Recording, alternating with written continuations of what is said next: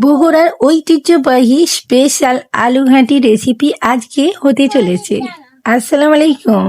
চলে এসেছি সেই মাটির উনুন কুঠরিতে। ভিডিওটা শুরু করছি, আশা করি ভালো লাগবে। অনেক কিছুই শেয়ার করব, ভিডিওটা দেখতে থাকো।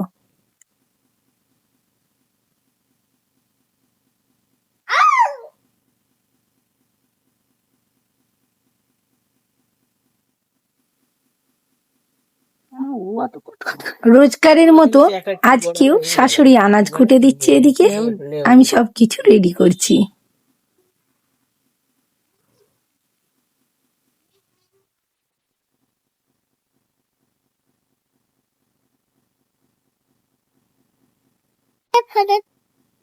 আলু ঘাটির জন্য ডিম আলু সেদ্ধ করে নিয়েছি, এটা ঢেলে নিচ্ছি। ম্যাশড করে নেবো আলুগুলো, ডিমগুলো ছাড়িয়ে নেব। তরকারি করে নেবে, সকাল থেকে তরকারি করে করো আমাকে। তার আগে শাশুড়ি টমেটোর চাটনি বানিয়ে নিচ্ছে। দুটো শুকনা মরিচ, তেজপাতা, 5 ফোড়ন দিয়ে, চিনি, লবণ স্বাদ অনুসারে দিয়ে সুন্দর করে চাটনি বানিয়ে নিচ্ছে। টমেটোর চাটনি খুব সুন্দর বানায় আমার শাশুড়ি, দারুণ লাগে খেতে, খুব টেস্টি হয়। এ তো করতে গেছে, স্কুলে গেল তো।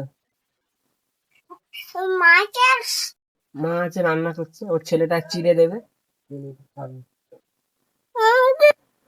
হয়ে গেছে, তুলে নিয়ে ওই কড়াই তেল, তেজপাতা, শুকনো মরিচ, পেঁয়াজ দিয়ে নেড়ে চেড়ে আদা রসুন ছেঁচা দিয়ে লবণ, হলুদ, স্পাইসেস গুলো অ্যাড করে বাঁধাকপি দিয়ে দিচ্ছি। তরকারি তো গ্যাসটা জ্বালাবো, পানি গরম করে ভাতটা দিয়ে দেবো। আচ্ছা দেখো টমেটো কি করবো।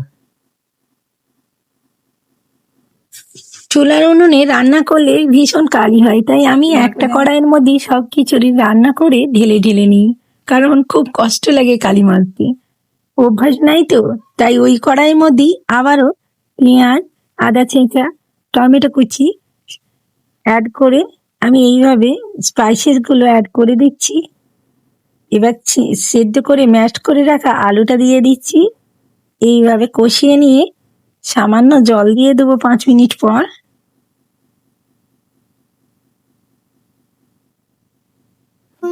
খুব ভালো করে ফুটে গেলে শেষে ধনেপাতা কুচি দিয়ে দিলাম। আর একবার নেড়ে চেড়ে ভেজে রাখা ডিমটাও ঢেলে দেব।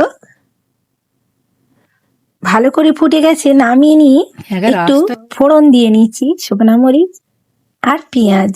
এইভাবে খেয়ে দেখো, রুটি বা ভাতের সাথে দারুণ লাগে খেতে, আর খুব ভালো লাগে। এই আলু ঘাঁটিটা এতটাই টেস্টি, আর বগুড়ার স্পেশাল ঐতিহ্যবাহী এই রান্নাটা খুবই টেস্টি, না বানালে হয়তো বুঝতাম না। অবশ্যই ট্রাই করো, ভালো লাগলে লাইক দিও, কমেন্টে জানিও আজকের ভিডিও তোমাদের কাছে কেমন ছিল। চ্যানেলটা সাবস্ক্রাইব করে পাশে থেকো, কালকে আবার নতুন রেসিপি নিয়ে তোমাদের সামনে আসবো। ভালো থেকো, সুস্থ থেকো, আল্লাহ হাফিজ, টাটা।